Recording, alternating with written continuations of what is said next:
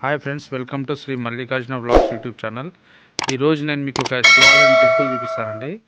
పరశువేదీశ్వర స్వామి ఆలయం, జడ్చర్ల మండలం, మహబూబ్నగర్ డిస్టిక్.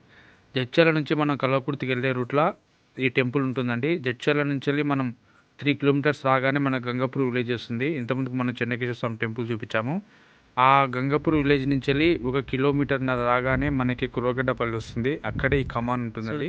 ఈ కమాన్ నుంచి వెళ్ళి 1 కిలోమీటర్న్నర డిస్టెన్స్ లో మనకి మావిడిద్దరం టెంపుల్కి వచ్చిన పరశువేదీశ్వర స్వామి ఆలయం. ఇక్కడ మనం జడ్చర్ల కలకుర్తి వెళ్ళే రూట్ లో ఉన్నాం. మీకు టెంపుల్ ఇద్దరం కలిసి చూపిస్తాం ఈరోజు.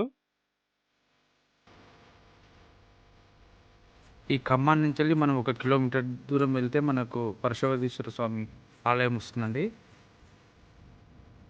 ఈ ఆలయాన్ని మీనాంబరం అని కూడా అంటారు. టెంపుల్ కన్నా ముందు మనకి దుందుబి నది ముందుగా దర్శనమిస్తుంది. గుడి ముంగట్నే ఉంటుందండి దుందుబి నది. మనం టెంపుల్ దగ్గరికి అయితే వచ్చేసినాం. మనకు కనిపించే శివాలయం ఇదే. మీనాంబరం టెంపుల్ అన్న, పరశువేదీశ్వర స్వామి ఆలయం అన్న రెండు ఒకటే అండి. జడ్చర్ల మండల్, మహబూబ్నగర్ డిస్టిక్ కిందకి వస్తుంది. ఇక్కడికి రాగానే మనకి ప్రశాంతమైన వాతావరణం కనిపిస్తుంది. పెద్ద పెద్ద చింత చెట్లు కనిపిస్తాయండి మనకి ఇక్కడ. వాతావరణం మాత్రం చాలా ప్రశాంతంగా ఉంది. ఎలాంటి డిస్టర్బెన్స్ లేదు. ఊరు బయట ఉంటుంది టెంపుల్.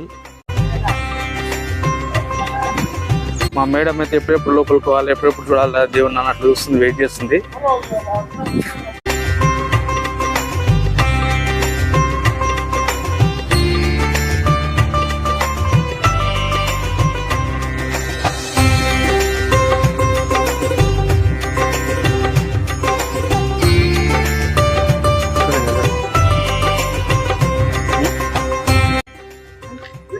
కనిపిస్తున్నాను నీకేం కాదు, తిక్కదానిలా కనిపిస్తుంది.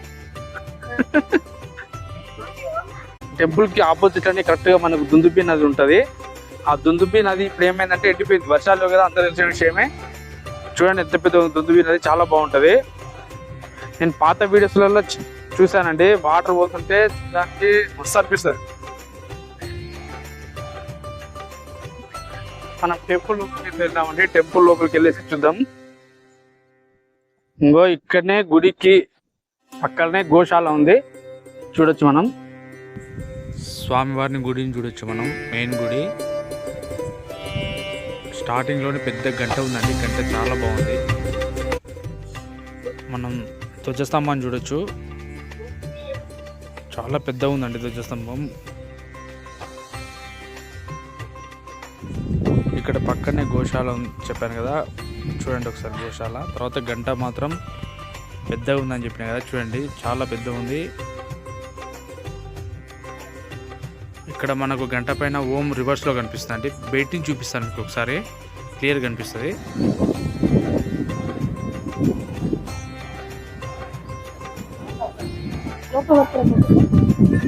కొబ్బరికాయ లోపలనే కొడతాం మనం. ఇక్కడ మనం ధ్వజస్తంభం చూడొచ్చు. ప్రదక్షిణ చేయాలా, కూర్చోకుండా ఒకసారి. గుడి లోపల చుట్టుముట్టు మండపాలు ఉన్నాయండి.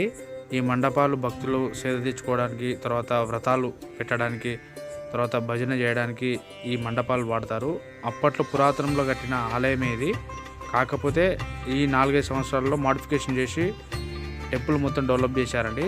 ఈ టెంపుల్ యొక్క చరిత్ర మనం కంప్లీట్గా ఏంటనేది ఒకసారి మనం అయ్యగారిని అడిగి తెలుసుకుందాం. లోపల అయ్యగారు ఉన్నారు, ఆయన అడిగితే మొత్తం క్లియర్గా చెప్పేస్తారు. ఇంకో చూడండి, టెంపుల్ మొత్తం రాతితోనే కట్టిండ్రు అప్పట్లో, రాజుల కాలంలో. ఏ రాజులు కట్టారు, తర్వాత ఎన్ని సంవత్సరాల చరిత్ర ఉంది టెంపుల్కి అనేది మనం మొత్తం ఒకసారి లోపల అయ్యగారిని అడిగి తెలుసుకుందాం. ఇంకా చూడండి, మీకు చూస్తేనే అర్థమవుతుంది టెంపుల్ పురాతనమైంది. కాకపోతే పైన గోపురాలు అవన్నీ వచ్చేసి మనకి సిమెంట్తో కట్టేశారు. ఒకసారి లోపలికి వెళ్దాం, టెంపుల్ లోపలికి. ఇక్కడ మనం అర్చన టికెట్ తీసుకోవచ్చు, ఎంట్రన్స్ దగ్గరనే ఉంటుంది. ఇక్కడ నందీశ్వరుడు చూడండి ఎంత బాగున్నాడు అసలు. నందీశ్వరుడు చాలా పెద్దగా ఉన్నాడండి. ఈ కొన్ని సంవత్సరాల మధ్యకాలంలోనే ఈ నందీశ్వరుని ఇక్కడ ప్రతిష్ఠించారని చెప్పారు. ఇక్కడ బసవన్నే వచ్చి కూర్చున్నాడేమో అన్నట్టుగా ఉంది. చాలా పెద్దగా నందీశ్వరుడు.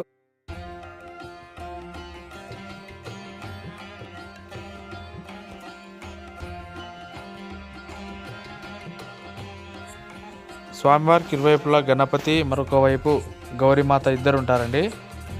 చూపిస్తాను మీకు. ఇంకో ఇక్కడ వచ్చేసి మనకి గణపతి ఉన్నారు. ముందేమో నందీశ్వరుడు, ఇందాక చూస్తాం కదా నందీశ్వరుడు. నా బసవన్న చూడండి ఎంత బాగున్నాడు.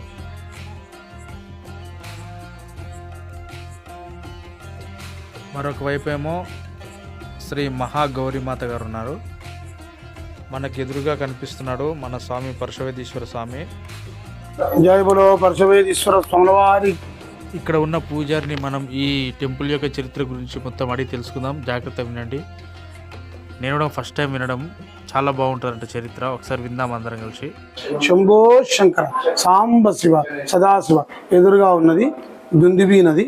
కొన్ని లక్షల సంవత్సరాల క్రితము నల చక్రవర్తి, నలమహారాజుల చక్రవర్తి, వారి భార్య పేరు దమయంతి. ఆయన ఘోరంగా యుద్ధం చేసి ఓడిపోయి విశ్రాంతి తీసుకోవడానికి, అనగా సేద విశ్రాంతి తీసుకోవడానికి ఈ ప్రాంతానికి విచ్చేశారు. ఇక్కడికి వచ్చిన తర్వాత నలమహారాజు ఆ దుందిబీ నదిలో చేపలు వేటాడి వారి భార్యకు శ్రీమతి నలదమయంతి గారికి ఇవ్వడం జరిగింది. ఆమె చేప ముక్కలు కట్ చేసి ఒక పెద్ద రాగి అండలో వండుతుంది.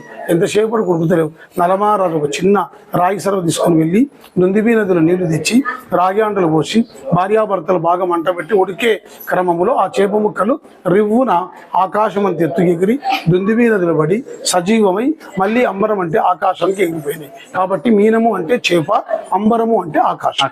కాబట్టి ఈ క్షేత్రానికి మీనాంబరం అని స్థల పురాణం. ఈ గుడి కడీలు, చుట్టూటి మంటపాలు ఇవన్నీ నిర్మించి దాదాపు 2వ చాణక్యులు, దాదాపు ఇప్పటికీ 1800 సంవత్సరాలైంది. పరశురాముడు స్థాపించిన శివలింగం కాబట్టి మానవులు భిన్న భాషలు, భిన్న ప్రజలు, భిన్న నైసర్గిక స్వరూపం, రకరకాల మనస్తత్వాలతో భక్తులు ఇక్కడికి వస్తుంటారు.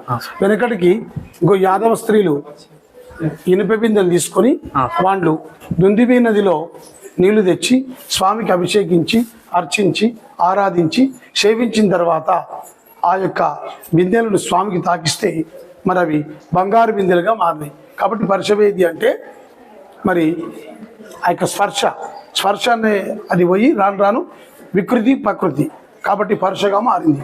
మరి పరశురాముడు ఈ లింగం స్థాపించి అక్కడ స్థిరంగా ఉంటుంది. ఈ లింగం స్థాపించి ఇప్పటికీ దాదాపు 43 లక్షల సంవత్సరాలైంది. మరి ధర్మం అనేది అగ్ని లాంటిది, పాపం అనేది బొట్టు లాంటిది, శాస్త్రం అనేది 1000 ముఖాల లాంటిది. ఇప్పుడిప్పుడే ఒక కమిటీ ఏర్పడి యుద్ధ ప్రాతిపాదికన అకౌంటబిలిటీ, జవాబుదారితనంగా ఈ యొక్క 4 సంవత్సరాలలో శరవేగంగా ఈ ఆలయాన్ని అభివృద్ధి చేసిండ్రు. మరి ఇక్కడ పెద్ద పానవట్టము, మరి 5 స్టెప్పులతో ఉంటుంది. భూమి, ఆకాశము, 2 స్టెప్పులు కనిపిస్తున్నాయి.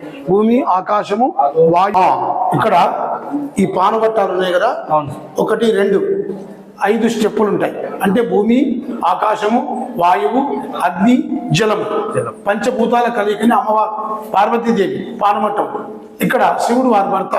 ఇక్కడ బ్రహ్మసూత్రం అంటే విశేషమైన ఆరాధనీయం. బ్రహ్మసూత్రం అంటే ఏంటి? విశేషమైన ఆరాధనీయం. 1,000 గుడులు తిరిగితే శివారాధిస్తే ఎంత పుణ్యమో ఈ గుడికి వస్తే అంత పుణ్యం. ఇక్కడ మరకతలింగం. తర్వాత 1,000 జన్మలు ఎత్తిన తర్వాత శివారాధన చేస్తే ఎంత పుణ్యమో ఈ యొక్క మరకతలింగానికి అభిషేకం చేస్తే అంత పుణ్యము. విశేషమైన ఆరాధనీయం. మనిషి అంటే MONEY, మన అంటే డబ్బు, SHE, సి అంటే స్త్రీ, ఆమె అని అర్థం. సృష్టిలో అందమైన స్త్రీ ధనము, బంగారము, ఆస్తులు, పదవులు, పలుకుబడి, అధికారం ఇవన్నీ చెడ్డాయి. దత్తు, మత్తు, పొత్తు ఇవి చెడ్డాయి. You good, I'm good, our good, team work, network, project work, growth, skill, worth, talent. మానవ ఇక జన్మ మానవ అని అర్థం. ఆధ్యాత్మిక, ఆది భౌతిక, ఆది దైవిక సనాతన ధర్మాలు కలిగి ఉన్న ఈ దేవాలయాన్ని ఎంతో మంది సంతానంగా అంటున్నారు. ఇక్కడికి వచ్చి సంతాన భాగ్యాన్ని పొందుతున్నారు. కొంతమంది పిల్లలు చదువుకున్న వాళ్ళు విదేశీయానం పోతున్నారు. మనశ్శాంతి, ఆరోగ్యం. మనం ఎంత సంపాదించినది ముఖ్యం కాదు, ఎంత ఆరోగ్యంగా ఉన్నాం, ఎంత మనశ్శాంతిగా ఉన్నాము. ఆరోగ్యమే మహాభాగ్యం. ఇది చివరి జన్మ. కాబట్టి వినయం వల్ల విద్య వల్ల సంస్కారం వల్ల సంఘంలో గౌరవం. Take respect, you respect. భగవంతుడు అంటే ఏంటి? భావన ఇచ్చుకుంటూ భగవంతుడు, మంచితనమే భగవంతుడు. దీపం ఉంది, దీపం అంతటా చూస్తుంటుంది, అంతటా వెళ్తురు. ప్రపంచంలో భగవంతుడు అంతటా ఉన్నాడు. ఇందుగల సందేహమరు చక్రి సర్వోపగతుండు, ఎందెందు చూసినా అందందగలడు అని ప్రహ్లాదుడు చెప్పలేదా? అదే నిజం, సత్యం. ఈ ప్రపంచం మాయా మిథ్య. మిథ్య అంటే ఏంది? కనిపించేది. మాయ అంటే కనిపించేది. కాబట్టి శూన్యం. ఆకాశం గగనం శూన్యం. శూన్యంలో నుంచి ఆదిశక్తి, ఆదిశక్తిలో నుంచి బ్రహ్మ విష్ణు ఈశ్వరుడు, వీళ్ళందరికీ కంట్రోల్ కానప్పుడు పరబ్రహ్మ. ఆ పరబ్రహ్మనే సృష్టి రహస్యం. మళ్ళీ అక్కడిక్కడ ఒకరికి ఇద్దరు, ఇద్దరికి నలుగురు, ఆ విధంగా సృష్టి క్రమం ఏర్పడుతుంది. జైబులో హర్షవేశ్వర స్వాముల వారికి జై. ఇక్కడ వచ్చినటువంటి వాళ్ళు మరి ఈ లింగం మరకత లింగం దర్శించడమే పూర్వజన్మ సుకృతం ఉంటే కానీ బ్రహ్మసూత్రంలో ఉన్న లింగాన్ని మనం దర్శించలేము. కోటి జన్మల పుణ్య ఫలం. కోటి గుడులు తిరిగితే ఎంత పుణ్యమో, బ్రహ్మసూత్రంలో గుడిని దర్శిస్తే, అభిషేకిస్తే, అర్చిస్తే, సేవిస్తే మనకు అంత పుణ్యం. ఈ మహబూబ్ నగర్ జిల్లాలో మహబూబ్నగర్ జిల్లా పేద జిల్లా, దత్తత జిల్లా, వలసల జిల్లా, పాలు అమ్మే జిల్లా పాలమూరు జిల్లా. పాలమూరు జిల్లాలో ఎన్నో దేవాలయాలు ఉన్నాయి. పందెంకొండ, ఊరుకొండ, మైసిగడ్డి, కురుమూర్తి, గంగాపురం, ఫతేపురం, సిరిసిలగండ్ల, సిరిసవాడ, సింగూటం, మైసిగడ్డి మైసమ్మ, నాయనపల్లి మైసమ్మ, ఇవన్నీ దేవాదాయ ధర్మాదాయ శాఖ ఎండోమెంట్ డిపార్ట్మెంట్ పరిధిలో ఉన్న దేవాలయం. ఇది ప్రైవేట్లో ఉంది. కానీ ఇక్కడ నిజమైన భక్తులు వస్తున్నారు. ఎంతో వాళ్ళు మరి అభివృద్ధి అవుతున్నారు. కాబట్టి అందరూ వచ్చి ఇక్కడ స్వామిని అర్చించి సేవించి ఆ ఫలాన్ని పొందవలసిందిగా ప్రార్థన. ఇక జన్మ లేదు మనకు. మానవ ఇక జన్మ మానవ అని అర్థం. మానవుడు అంటే ఏంటి? ఇక జన్మ మానుకోవాలి. చిన్న పెద్ద తారతమ్యము, భయము, భక్తి, విచక్షణ, జ్ఞానము, అవగాహన, ఆలోచన. మన వేదాలు, మన భారతదేశం వేదభూమి, పుణ్యభూమి, కర్మభూమి, ధర్మభూమి. కాబట్టి భగవద్గీత ఉంది, మహాభారతము, రామాయణము, మరి ఉపనిషత్తులు, వేదాలు, ఇవన్నీ ప్రామాణికాలు. జరిగింది అనడానికి ప్రామాణికాలు. కాబట్టి ఒక మహిమ చూపిన, ఒక నీళ్ళ చూపిన అంటే అందరి వల్ల అయితే నీళ్ళతో మనం దీపాలు వెలిగిస్తామా? కాదు కదా. మహా యోగులు, భోగులు, త్యాగులు, సత్పురుషులు, అంశ సంపుతులు, వరపుత్రులు, గురుపుత్రులు, అయోని సంపుతులు, కారణజన్ములు, సిద్ధులు, హఠయోగులు, రాజయోగులు, వాళ్ళ నుంచే అయితే ఏదైనా సన్యాసులు, వాళ్ళంతా గొప్పవాళ్ళు. మన గంట సేపు ఒక దగ్గర కూర్చొని ధ్యానం చేయలేము. శ్వాస మీద ధ్యాస. ఎన్నో ధ్యాన మందిరాలు ఉన్నాయి, అక్కడ ఉంటామా? ఎప్పుడు చూడు మనం ఈ ప్రపంచంలో కార్పొరేటర్ వ్యవస్థలో ఎలా ఉన్నాము? ఓట్లు, నోట్లు, కోట్లు, ప్లాట్లు, బంగారం, మందులు, కార్లు, ఏడుకొచ్చిన పోతాం పోతాం పోతాం అనేదే. స్థిరమైన బుద్ధి లేదు మనకు. కాబట్టి దేవాలయంకు రావడమే గుడి, బడి, అదృష్టం.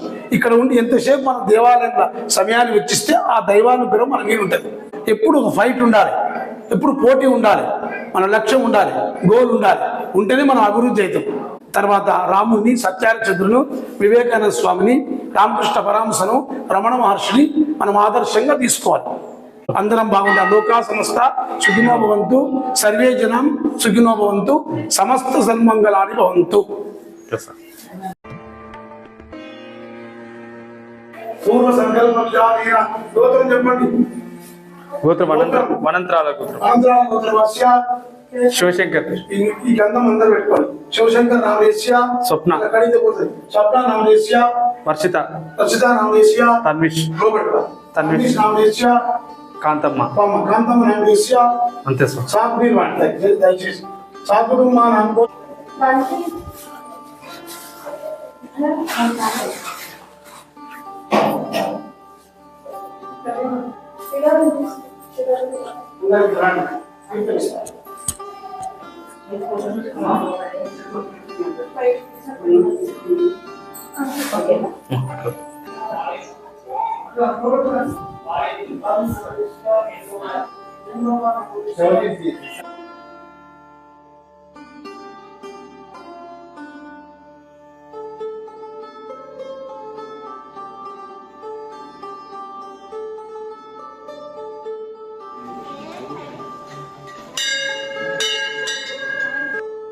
ఇక్కడ భక్తులు కూర్చొని ప్రసాదం ఆరగించడానికి ప్రశాంతమైన ప్లేస్ ఉందండి. ఇక్కడ గుడి లోపట్నే మనం ఆ చెట్టు కింద కూర్చోవచ్చు.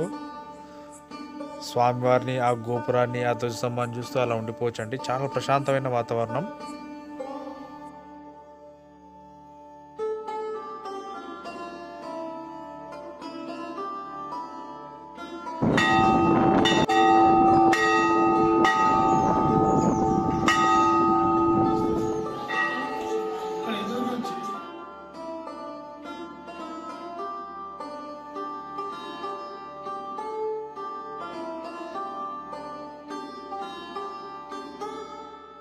గోశాలకు సంబంధించిన గోవులు ఉన్నాయి ఇక్కడ.